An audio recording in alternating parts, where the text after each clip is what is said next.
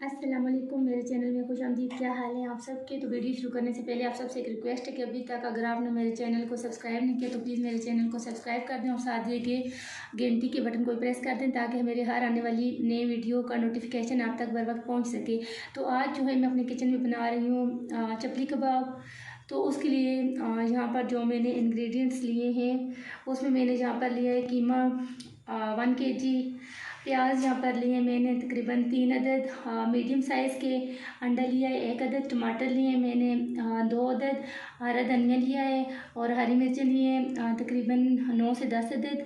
और यहाँ पर मैंने नमक इसमें जाएगा हस्बे ज़रूरत। और ये इसमें अनारदाना ये 1 चम्मच छोटी जो वाली इसमें शामिल करूँगी। और ये सूखा धनिया इसमें जाएगा तकरीबन 1 टीस्पून और ज़ीरा जाएगा 1 टीस्पून वो भी। और यहाँ पर जो हरा मिर्च है वो तकरीबन इसमें जाएगी 2 टेबलस्पून। और कुटी हुई लाल मिर्च जो है वो इसमें जाएगी तकरीबन 1 टीस्पून। और यहाँ पर मैंने लिए बेसन, तकरीबन ये आधा कप के करीब बेसन है। तो आइए इसको जो है वो हम बनाना शुरू करते हैं। सबसे पहले यहाँ पर हम बेसन जो है उसको हम थोड़ा जो है वो भून लेंगे। तो बेसन को हम तब तक भूनेंगे जब तक इसमें से खुशबू आना शुरू नहीं हो जाती। और यहाँ पर इसमें जो है वो 1 टीस्पून ज़ीरा भी शामिल कर दूँगी ताकि उसका कच्चापन भी जो है वो ख़त्म हो जाए। तो इसको जो है वो हम भून लेते हैं। तो यहाँ पर हम इसको बनाना शुरू करते हैं। बेसन यहाँ पर जो है वो ड्राई रोस्ट कर लिया था मैंने, तो अब हम इसको जो है वो शामिल कर देंगे कीमे के अंदर। अगर कीमा धोने की रेसिपी आपने देखनी है, कीमा किस तरह से धोया जाता है, तो उसका जो वो मैं आप चेक कर सकते हैं मेरे चैनल पे। और इसके बाद इसमें शामिल कर देंगे टमाटर, प्याज,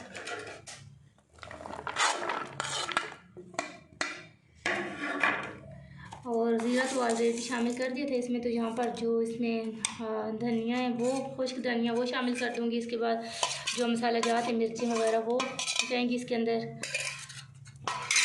अंडा शामिल कर दिया, नमक तकरीबन 1 टीस्पून इसमें शामिल कर दूँगी।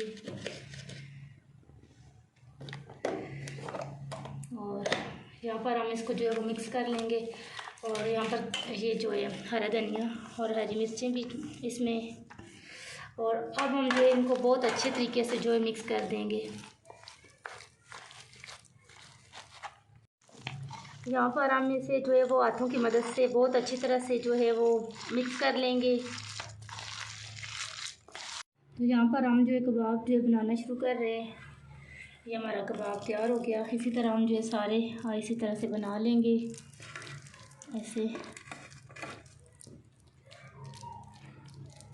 ये हम 2-3 यहाँ पर मैं जो है वो हाथ की मदद से बना लिए। अब इस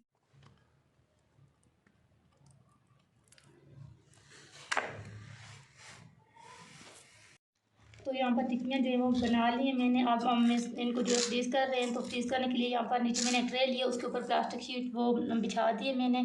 और अब इसके ऊपर जो है वो टिक्कियाँ इस तरीके से रख देंगे।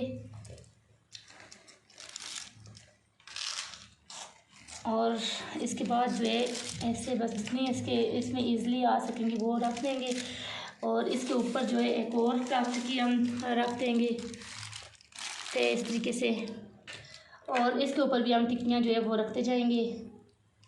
तो यहाँ पर हम टिक्कियों को जो है वो फ्रीज़ कर देंगे। इसको एक रात के लिए इनको छोड़ देंगे और सुबह इनको किसी एयर टाइट कंटेनर में डाल देंगे। तो हम इनको तकरीबन 1 मंथ के लिए फ्रीज़ कर सकते हैं। और जब भी आपको टी टाइम या किसी भी वक्त आपको कबाब खाने का दिल करो तो आप इनको फ़ौरन से जो है वो तल कर खा सकते हैं। तो ये फ्रीज़ करने के लिए हो गया। और दूसरे कबाब जो हम उनको तलना शुरू करते हैं। ऑयल गर्म हो गया तो अब हम इसमें कबाब जो है वो डालना शुरू करते हैं। और इनको जो है मीडियम आंच पे हम इनको जो है वो तल लेंगे। इनकी हम जो साइड है वो चेंज कर रहे हैं। बहुत एहतियात से साइड आपने चेंज करनी है। इससे इस तरीके से मैं इसकी साइड वो चेंज कर रही हूँ। और दूसरी साइड से भी हम इनको हल्की आंच पे पका लेंगे। यहाँ पर कबाब जो है वो बनकर तैयार हो गए हैं, बहुत ही ज़बरदस्त बने हैं। तो अगर आपको मेरी आज की रेसिपी अच्छी लगी है तो मेरी वीडियो को लाइक कर दें, शेयर कर दें, अपनी दुआ में याद रखें। Thank you so much. अल्लाह हाफिज़।